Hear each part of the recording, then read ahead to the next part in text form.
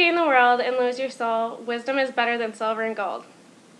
You can't help but think deeply when you hear this memorable quote. Well, at least I can't. Only a true heart of love could come up with such brilliant words.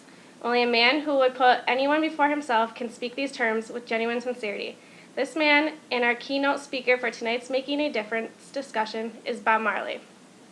If I had to pick one person outside of my immediate family who I would consider a hero and a person who has changed me forever for the best, it would absolutely be Mr. Bob Marley.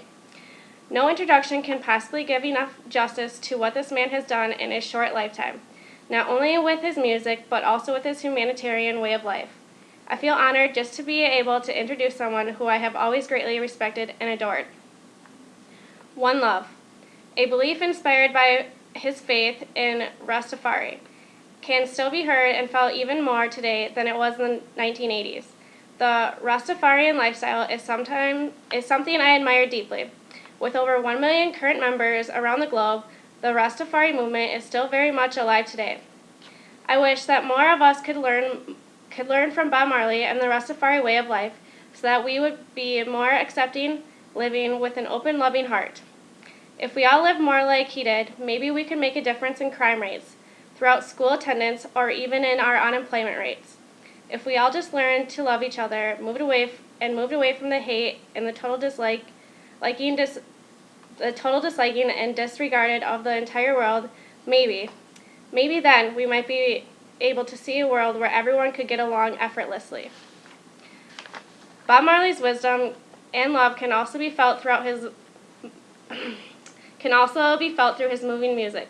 There is not a song that he made that doesn't express his love and understanding.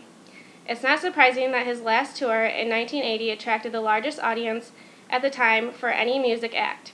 He did this all while growing up in a deprived third world country, but Bob Marley never let that stop him. My music fights against the systems that teaches to live and die. He had a whole different way of looking at life, something that we should all consider.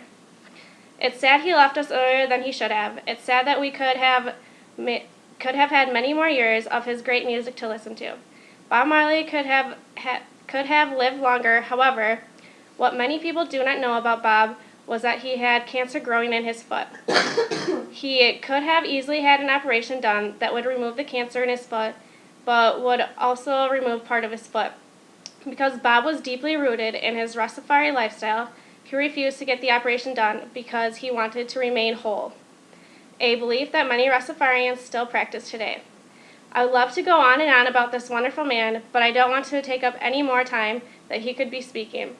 He has entitled tonight's speech, Wisdom and Better Than Silver or Gold, after one of his most unforgettable songs. So here he is, Mr. Bob Marley.